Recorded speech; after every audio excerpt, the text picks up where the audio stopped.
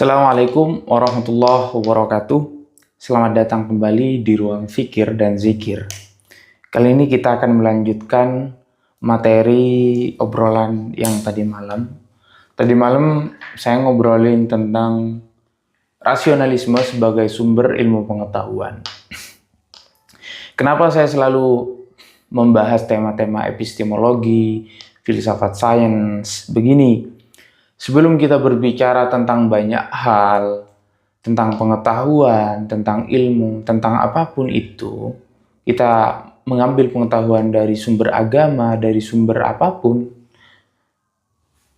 Hal yang paling penting adalah bagaimana kita memastikan sumber pengetahuan itu benar, artinya tidak salah. Lalu kemudian kita memahami teori dari pengetahuan yang kita anggap ilmu itu. Lalu yang berikutnya, cara kita memastikan, menguji sumber, memverifikasi, memastikan kebenaran. Bagi ilmu, kalau berbicara di tataran ilmu, berbicara tentang apapun, itu yang lebih penting, epistemologi. Jadi saya merasa itu banyak orang yang cara berpikirnya masih tidak sesuai kaidah berpikir yang logis, tidak sesuai kaidah berpikir yang rasional. Nah, kali ini kita akan melanjutkan dari tema obrolan yang tadi malam, yaitu tentang empirisme. Tadi malam kita berbicara tentang rasio.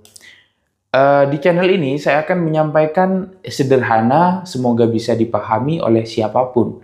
Karena materi-materi yang saya sampaikan sebenarnya adalah bacaan-bacaan saya waktu saya masih umur 19 tahun, 20 tahun ya, dulu masih S1. Sekarang saya mengingat-ingat lagi karena setelah sepanjang perjalanan saya belajar tentang ilmu yang saya anggap penting, semua ilmu itu penting, tapi yang paling penting sebagai fondasi kita melangkah mengeksplorasi pengetahuan adalah itu, epistemologi. Nah, balik lagi kepada empirisme, ke tema pembahasan kita malam hari ini. Kalau rasional menganggap akal atau rasio sebagai sumber pengetahuan, berbeda dengan empirisme. Empirisme malah menekankan materi, pengalaman empiris, pengalaman yang berkaitan dengan panca indera, terutama observasi seperti itu, sebagai sumber pengetahuan yang objektif. Sederhananya begini, odol ini adalah spidol ini adalah benda materi.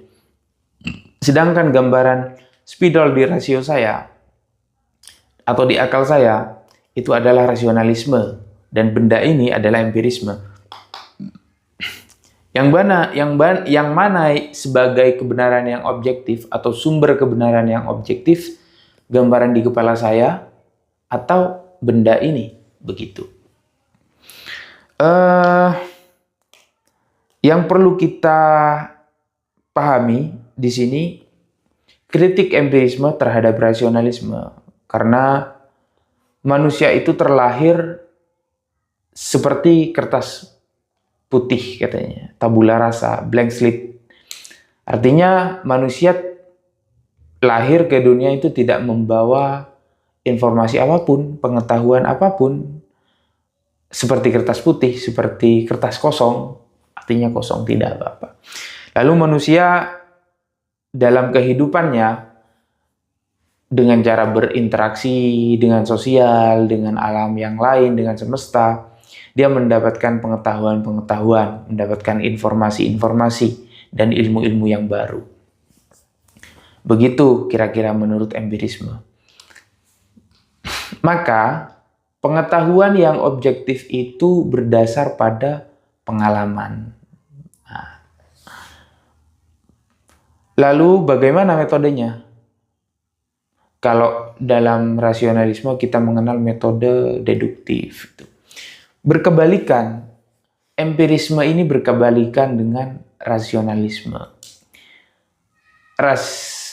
Empirisme meyakini bahwa metodologi berpikir induktif itu adalah kebenaran yang objektif.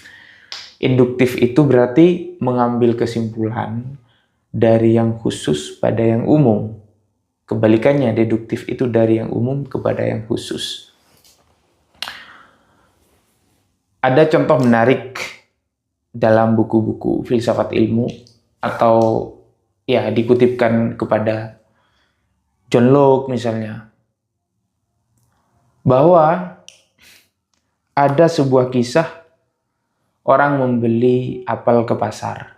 Apel itu berwarna hijau, lalu rasanya tawar dan buahnya keras. Kemudian pada pengalaman berikutnya yang kedua, orang itu membeli apel lagi. Apel yang dibeli yang kedua warnanya hijau, buahnya keras dan rasanya tawar. Dan terus seperti itu sampai ya banyak kali, artinya pengalaman itu berulang kali. Dan pada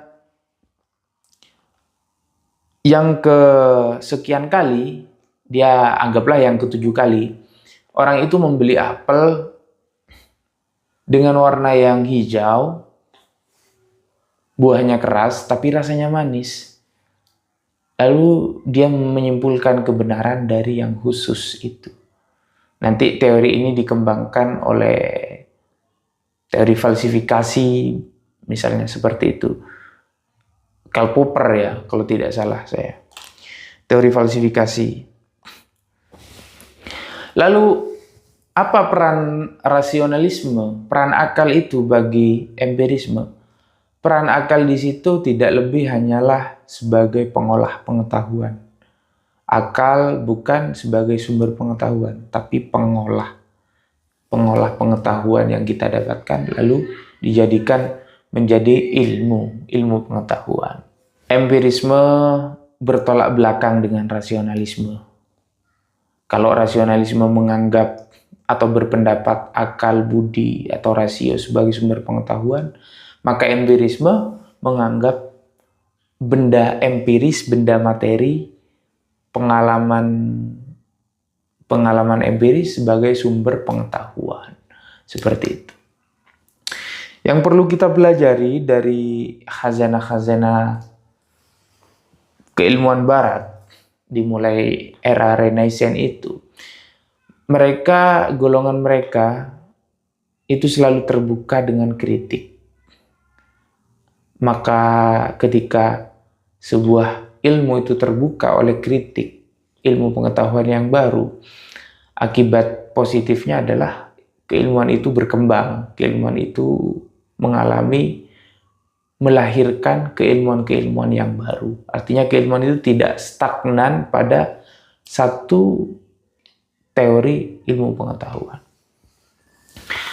Nah, bagi kalian, ini adalah hal yang penting untuk dikuasai teori-teori epistemologi jika kita itu suka terhadap ilmu pengetahuan, seperti teori empirisme, teori rasionalisme, seperti teori pengetahuan positivisme, dan lain-lain. Itu yang membicarakan tentang sumber pengetahuan, metode pengetahuan, dan verifikasi pengetahuan atau validitas pengetahuan. Tapi di era postmodern ini mereka mengakui bahwa ternyata ada sumber pengetahuan yang baru, yaitu intuisionisme, intuisi yang berkaitan dengan intuisi. Intuisi itu seperti kalau Nabi mendapatkan wahyu atau ilham dan semacamnya. Pada era postmodern itu dibahas. Postmodern itu era sekarang. Kalau sebelum abad 20 itu era-era modern. Sebelum era abad 20 itu abad modern. Itulah perkembangan berpikir keilmuan. Apakah teori empirisme itu tidak lepas atau tidak luput dari kekurangan?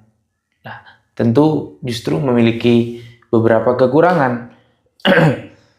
Apakah sebuah teori ketika memiliki kekurangan itu tidak layak untuk kita pergunakan, untuk kita pergunakan sebagai metodologi, tentu bukan seperti itu. Semuanya itu berpotensi untuk salah, tapi kita tidak berfokus pada kesalahannya. Kita menggunakan hal-hal objektif yang benar, hal-hal kebenaran yang dimiliki teori tersebut sebagai metode yang objektif. Misalnya seperti ini,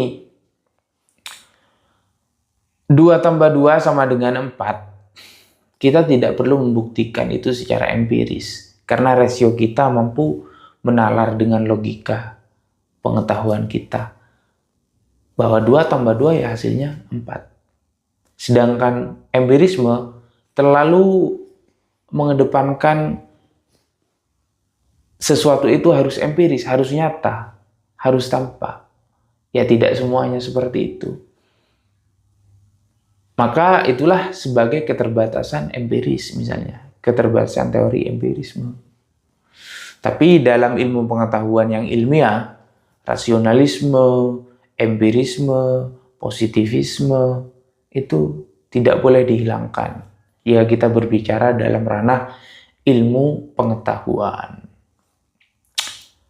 Ya mungkin itu saja, sederhana aja dari saya. Empirisme adalah teori yang lahir sebagai kritik terhadap rasionalisme. Kalau rasionalisme menganggap akal mampu menyusun pengetahuan yang objektif itu dari akal tanpa bantuan apapun, sedangkan empirisme mengatakan bahwa manusia itu tidak membawa innate ideas, artinya pengalaman bawaan. Artinya manusia itu seperti kertas yang kosong. Pengalaman empiris lah sebagai sumber pengetahuan. Oke, itu saja dari saya. Semoga bisa dipahami. Terima kasih. Mohon maaf. Allahu a'lam bishawab. Wassalamualaikum warahmatullahi wabarakatuh.